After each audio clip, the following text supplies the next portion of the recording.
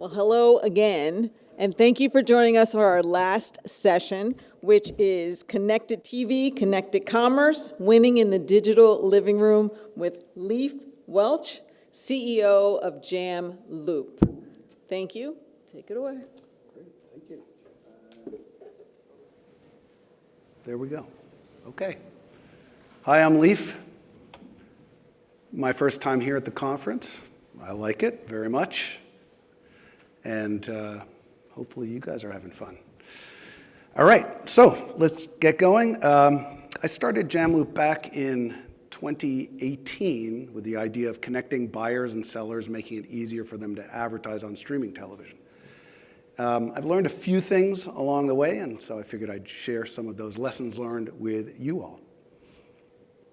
We're going to start actually with talking about 5 myths. We're going to bust some myths that I think are preventing some brands from being as successful as they could be on connected television. So we're going to start with myth number 1. CTV is just top of the funnel awareness. That is not true. Now, I know we've got sort of this legacy mindset around what television could or should be. You know, if you go back to 1995, what was it like then? Well, you spent a lot of money. Maybe you bought a Super Bowl ad. You have the same creative for everyone. There's not really any kind of tracking or measurement, and hopefully you got some sales out of it. You fast forward to 2017, and things start to change. You've got Netflix come in. You've got YouTube starting to monetize a lot of user-generated content. Things really took off when we hit the pandemic. You may remember we're all home. We want to be entertained. And we also want to save some money. So that's when people started to cut the cable cord. And so if you were a brand right around then, if you wanted to reach those cord cutters, the only way you're going to do it now on television is to shift some of your traditional TV budget over to connected television. And so that's what generally started happening. The problem is that a lot of advertisers, a lot of brands were still thinking about connected television as just top of the funnel. And I think that's leaving a little bit sort of thinking about things in a little bit of short-sighted way. So CTV actually is a full funnel powerhouse. And this is how it can work. Imagine now a consumer is sitting in the living room, they're watching a full-length TV show, a full-length movie. It's a very relaxed, immersive environment, very emotional in certain cases, and that's where they're served up a 15 or 30-second commercial. Okay, so they see that commercial a few times. Well, maybe a couple of days later, they're out on the go, they've got their mobile phone, they're shopping, they're on the train, commuting, whatever it is, you get served up another ad as you're watching some content. It might be a shorter ad because you're on a mobile phone, so you want to kind of vary the format there. This continues for a while. Now all of a sudden they're back in the home, you can serve up a pause ad. If any of you have seen, you're watching streaming content and you press the remote control, you press pause, all of a sudden there's a big ad that pops up there. So that's an example of a very high impact ad. Actually, there's one, they say that those types of ads are up there for about 60 seconds, so very high impact. The point here is that there's a real opportunity to view CTV as a full funnel format. And we all know that brands, there's a certain amount of storytelling that has to happen over time, but it's going to happen in a non-linear way. It's going to happen over multiple devices over time. So that's how you should be thinking about connected television, okay? All right, so myth number 2, CTV is impossible to track. There have been some challenges in the past, The criticisms are, well, you can't really buy anything on TV. It's not clickable. There are no cookies. There's no way to track any of this stuff. Those problems have largely been solved. Every house Wi-Fi connection has an IP address. There's something you might have heard of, consumer identity graph, cross-device graphs. There are all sorts of mechanisms where you can now measure the activity, the viewing activity that's happening on the ad itself, and then the activity that's happening downstream. Now, this presents a bunch of opportunities to track downstream events that really serve as leading indicators. You can, for example, track who saw the ad and then a week later visited the advertiser website.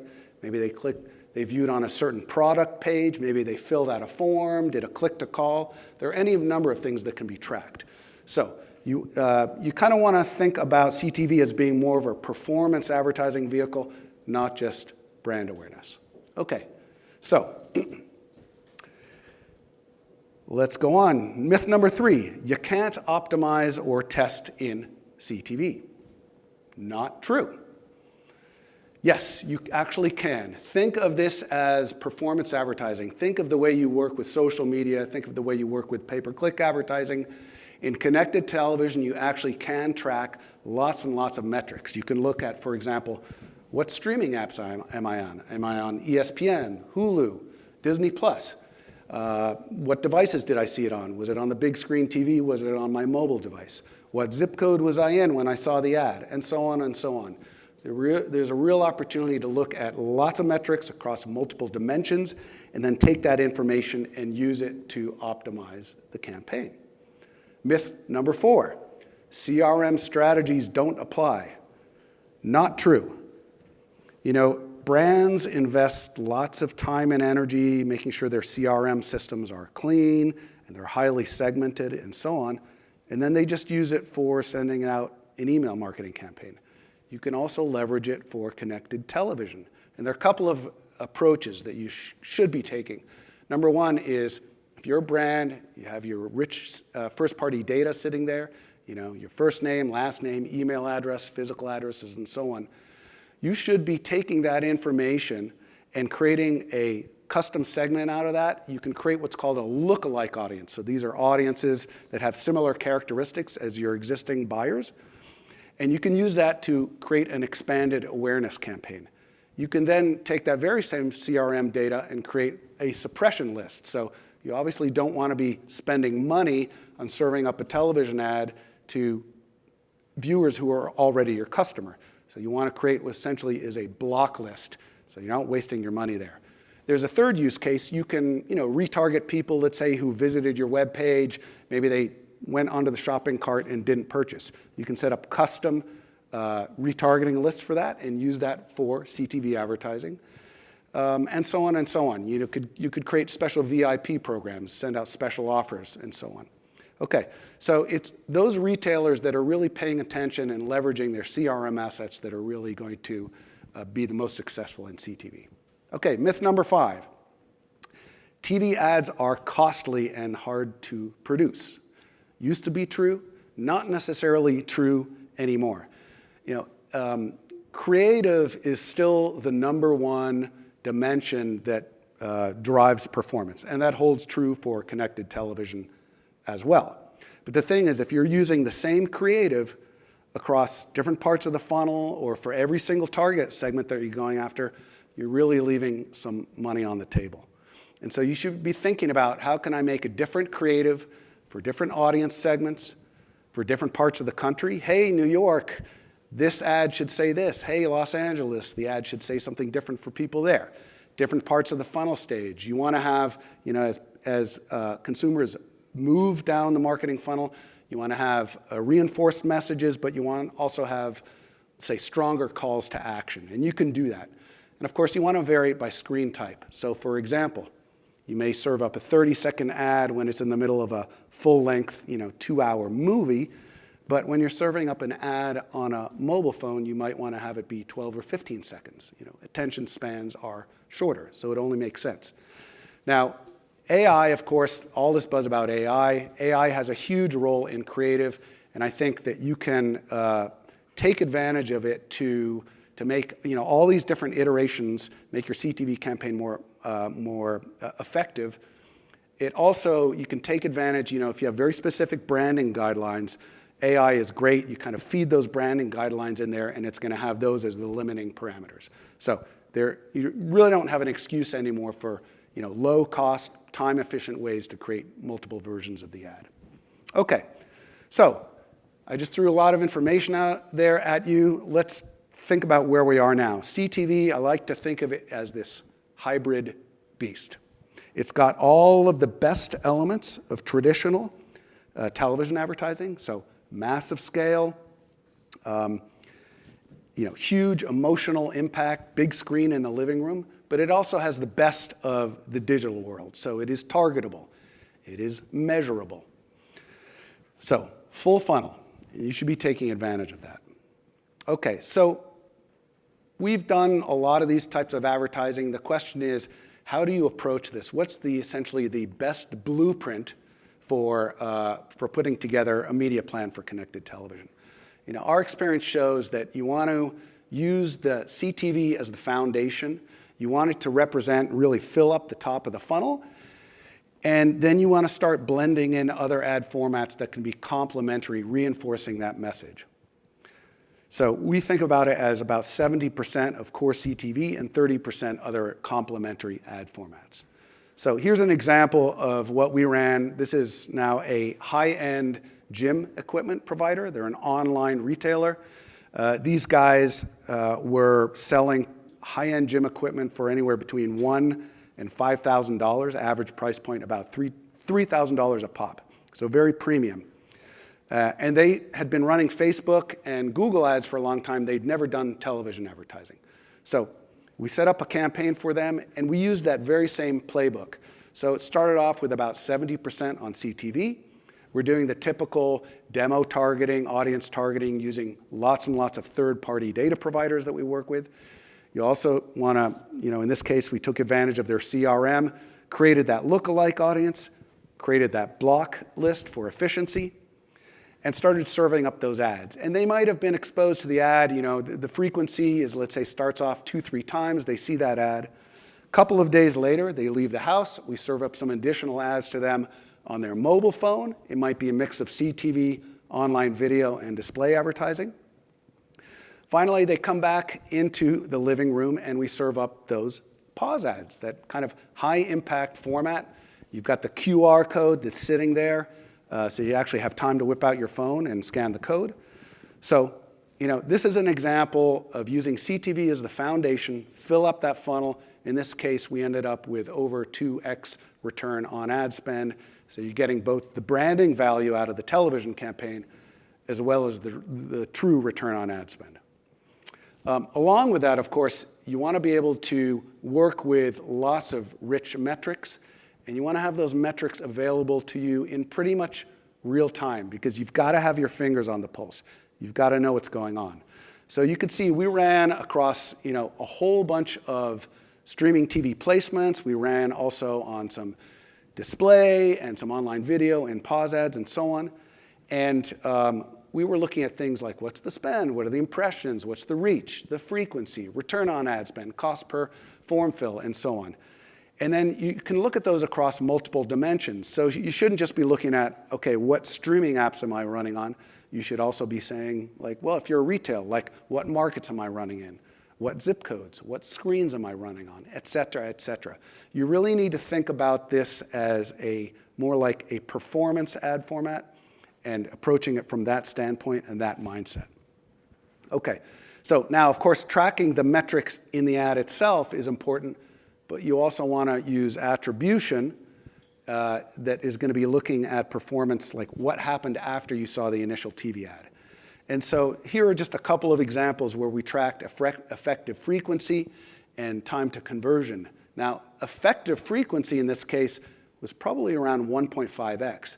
But if you break it out by the numbers, then you see that it was actually between 7 and 8 times was the frequency that needed to be served before this campaign peaked in performance. And similarly, on the time to conversion, it was about 20 days until this campaign peaked. So that means I saw the television commercial for the first time, saw it more times, other formats. 20 days later is when it peaked for maximum conversion. So it makes sense. This is a high-ticket item. And you're going to need to be patient. You need to show multiple exposures and be able to track those. So just one example. Okay, let's talk about what I call the ROAS illusion, return on ad spend illusion.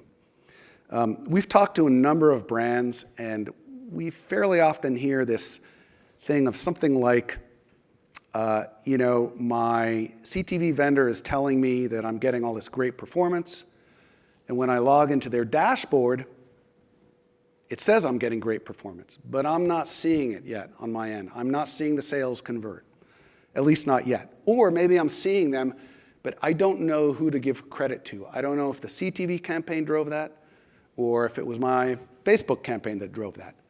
So the key here is you want to work with the detailed metrics. You want to have access to the real-time metrics at the log level. And by log level, I mean you're seeing when every impression ran, you've got a timestamp associated with that, and then you're seeing when every pixel conversion event ran and a timestamp with that. And the more sophisticated brands will take this log level detail, they'll ingest it into their BI tools, their business intelligence tools, and they'll do the analysis there. The key here is give, the brand needs access to this detail so that they can make the decision, is the CTV campaign as effective as I thought it was or not? So, best practice is work with a vendor who's going to provide that level of detail. Okay, so what's holding you back? What's holding us back? Well, I would say for the smaller brands, they may not know that they can afford to get into the game. So the key here is the bar to entry into connected television is very, very low. There's basically no minimum spend required. So everyone could and should be on television. For the bigger brands, they're often running into more corporate silos. So we've talked to brands or agencies where they say, oh, look, our branding team owns television budget and our digital team owns the performance budget, and well, we're not sure where CTV fits in. We're not sure if it's television spend or if it's digital spend. Sometimes the creative teams don't want to leverage the AI that's needed to run a performance campaign successfully. So bottom line is you've got to work through some of the barriers that you may be facing. And one way to tackle that is simply to test with a smaller spend, prove it out, and then work from there. Okay, so where's CTV headed? It's a super, super vibrant ecosystem, lots of things happening. I want to point out 4 things that I think are worth mentioning. Number 1 is more and more we are seeing this concept of dynamic ads. So this is database-driven ads. Couple of examples. If you're a retailer and let's say you have a Shopify integration, there are ways to ingest the Shopify feed so that you can show those products in the ad itself, and those products change periodically depending on who the target audience is.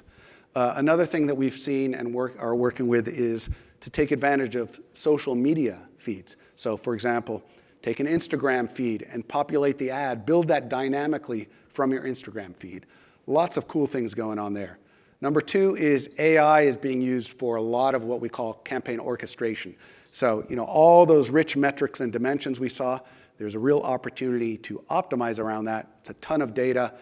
AI is better than anything to take advantage of optimizing with accuracy and speed and with some human oversight.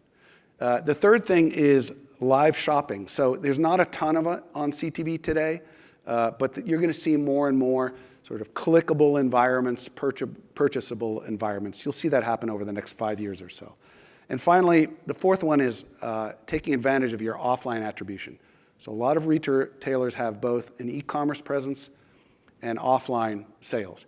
And so you want to be able to, if you're a retailer, there are methods to actually share your point of sales data, turn that into a digital signal, and then tie those offline sales back to the online attribution. So that way you get a more holistic view of what's happening on the sales side, both online and offline. All of this is possible today. Okay, so what are the main takeaways? Well, CTV is a performance vehicle if you're using it the right way. You should be leveraging your CRM. Number 3 is you should be, as a brand, demanding full transparency, log-level transparency, both for impressions and event details from whoever you're working with. You should be leveraging AI to match the message to the medium in the creative. And finally, you should probably be looking for a partner that can do all of this for you. In the end, it really isn't about the budget. The budget, it's low barriers to entry.